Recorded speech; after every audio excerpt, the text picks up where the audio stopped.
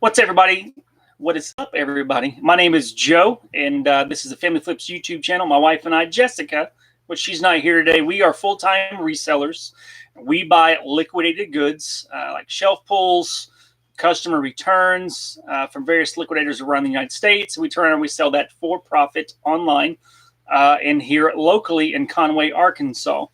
And today I want to talk about some tips for buying and selling liquidation pallets. You know, you always see lots of videos of unboxings, but I just want to go over some tips and things that we have learned along the way that have really helped us out. What's going on, Rubbage for Riches? And I appreciate everybody jumping on this morning. And something new I wanted to try out maybe once or twice a week is a mid-morning Cup of Joe show. Since my name is Joe, just give y'all a little dose of some tips and tricks that we have learned. And today we were talking about doing research around liquidation. I know a lot of people who are out there that they are so leery of getting into buying liquidated goods because there is just so much. Like they're, you know, in their lane with being able to go to the Goodwill bins or going to the thrift stores or doing online arbitrage or going to Marshalls and Ross's and being able to buy, you know, those particular items for retail arbitrage. But when it comes to buying liquidated goods, there's really that can get very overwhelming. I know for me, for example, whenever I first started buying liquidation, I just jumped in and started doing. You know, that's kind of, you know, I learned by doing, but I also had lots of mistakes along the way, lots of, you know, pallets that were duds, missed money opportunities, lots of frustrating times. So I kind of want to give some tips to help you so that you don't have to maybe experience all the hardships that I have. But some people, they like to learn by doing, you know, watching a YouTube video or reading a blog or what have you. It's, you know, some people learn that way, but just something that you can take and apply to your reselling journey. And I even feel like, you know, these tips won't just apply to buying and selling liquidated pallets, that you can apply these to really any type of reselling sourcing strategies. So, and they all center around the concept of doing your research. So specifically about pallets and buying liquidated pallets or buying liquidated lots, because you can buy boxes of liquidated goods. You don't have to buy humongous pallets or truckloads. You can buy just boxes or small lots, which we also do. But about, you know, choosing which items or which products that you want to buy to sell. Like obviously, if you are strictly wanting to sell online only, you don't want to have to worry about meeting people locally or selling in you know, flea markets or what have you. You only want to do online. Well, that's going to cut out a vast majority. I wouldn't say vast majority, but that's going to cut out a lot of pallets that you're not going to be able to buy because you just don't want to have to sell online. You can sell them online, but it's going to get very expensive to ship. And we all know that the shipping is going up. We just released, the Postal Service just released late last week the new price hikes for 2020, and prices are going up again. But strategically choosing, a lot of people, like for us, like we bought a whole truckload of what's called Amazon medium box returns, and they were good. There's some items that we had to sell local. A lot of, you know, probably 20% of those, because they were huge. You know, we could sell them online, but they also, if we did sell them online, shipping would wipe out like half the profit on that. And then we turn around the next truckload that we had bought a truckload of Amazon small box, and they are, I mean, you think in that whole truckload, there's probably 20,000 items in that truckload, and probably, you know, 60% of those items weren't even worth selling online because they were $10 or under. And so, I mean, by the time that we spent labor getting it listed, photographs, shipping, all that, we were making like 50 cents on an item, and it just wasn't worth the time. So like we had to adjust on the fly, started to have bin sales at our warehouse to get people to come in. And then, you know, that wasn't even a good idea because where our warehouse was located, it was outside of town. It wasn't really a shopping destination location. So we would have been a lot better off knowing how we were going to sell, when we were going to sell them, all those things before. Had we done a little bit more research on those items, it'd have saved a lot of frustration. Granted, we made lots of money on it, but it just took lots of work. It's not something that we could just do all online, something we could have done at flea markets and such. So doing the research and knowing what type of items that you want to sell is going to save you a lot of time and frustrations. A lot of people I see in different liquidation selling groups. There's lots of reselling groups on Facebook, but there's also liquidation reselling groups. And there's always people that come in like, what do I buy? What do I buy? What do I buy? Well, like me, I don't really want to tell you a whole lot of what to buy, because really, where you are, I don't know really if you want to sell it all online, those types of things. But also, those are I've worked hard to know a lot of these secrets. I've worked hard to really know what sells. But there's two tools, or really one tool on two different websites that you can go to really know what is selling, which you can go to Amazon, the trending items, and you go to eBay trending items. You can even go to different, Facebook selling pages that have there just what is selling, what items people are in demand of. And if you have been a reseller for a while, you know the seasonal flow of what's going on. If you pay attention, some people are very reactionary, that they don't really plan ahead, so they don't really know what's going to sell. They just keep buying the same old things. Like buy clothes, or they buy vintage antiques. It really just depends. But people who are really wanting to capitalize on the seasons and what is selling, they're going to have a really good pulse on the market. But going to Amazon, those trending items, people are buying those items, or else Amazon wouldn't be putting them on there. Same thing with eBay, those trending items that are there on eBay. And you can even use Terapeak now with the different trending items that are selling.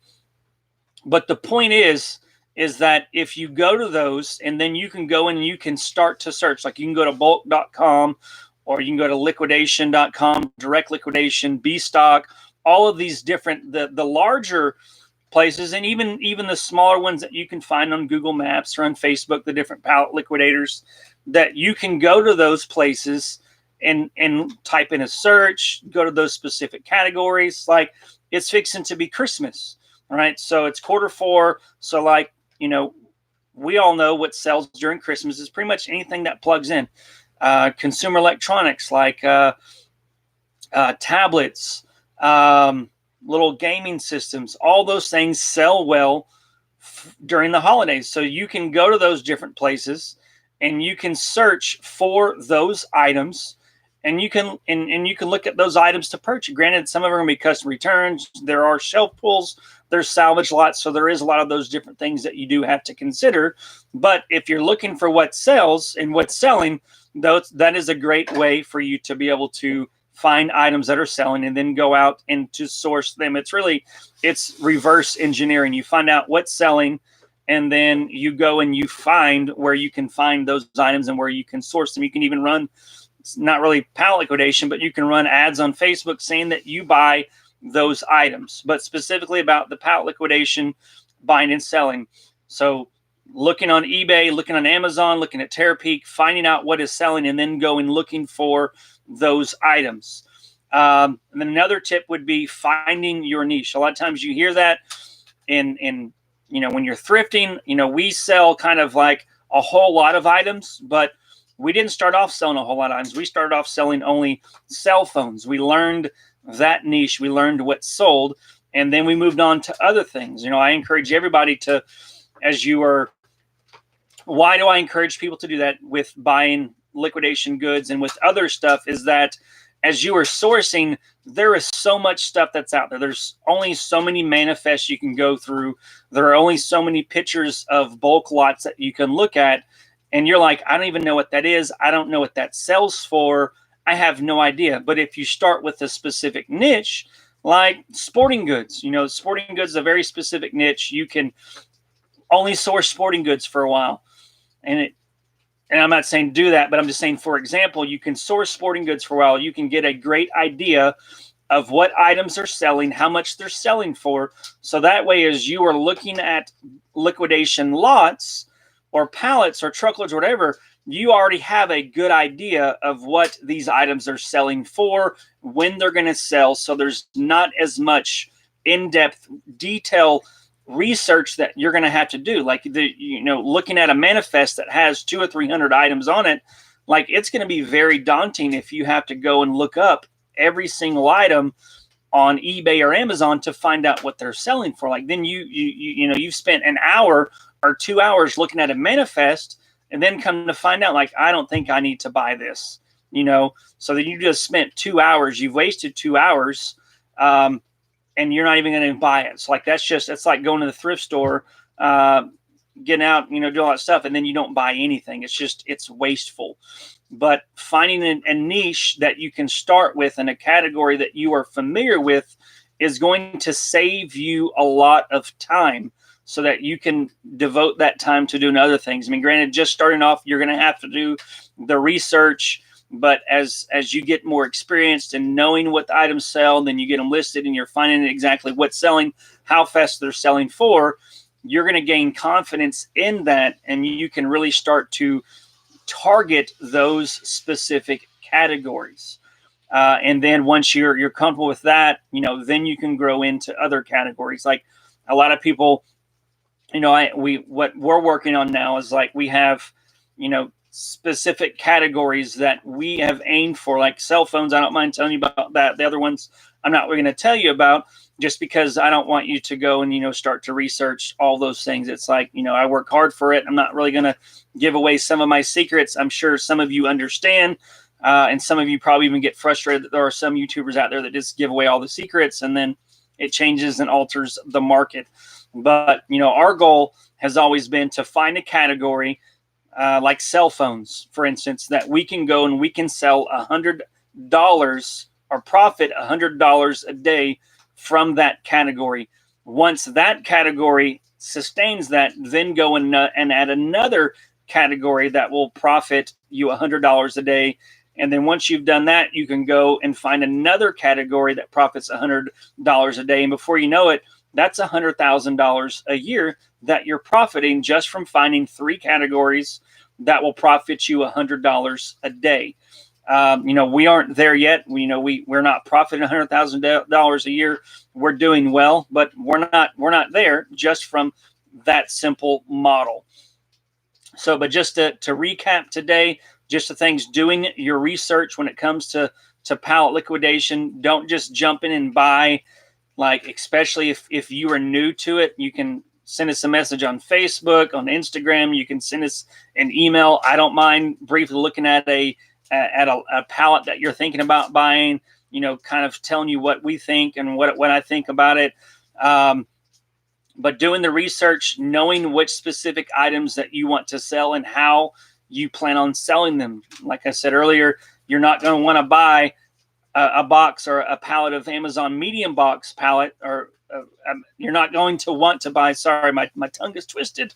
You're not going to want to buy a pallet of Amazon medium box if your goal is to sell fully online, just because some of those boxes can get very expensive to ship. And then a lot of times you're going to get furniture pieces on there that you're going to want to put together to make sure all the pieces are there. You can't really sell online. You can't really put it together, then disassemble it and then sell. Like, it'd be too hard to do. And then if you're not sure what to sell, just go to Amazon, go to eBay, look at the trending items, and then go and look for those items. And then the third thing was about finding your niche. And that's mainly just because so that there's just so much information out there. There's so many items on Manifest to be able to look up, that if you don't have a good pulse of that category, you're going to spend a lot of time sourcing that you could be using to make money elsewhere. So I hope that you have found these tips useful. If you haven't subscribed already, please do so. Hit the thumbs up if you liked it, and you can hit the thumbs down too if you didn't like it. But that is all for today. If y'all have any questions, you can just put them down in the comments, or send us an email, or find us on Facebook or Instagram. But I appreciate y'all tuning in today, and y'all have a great day. Peace.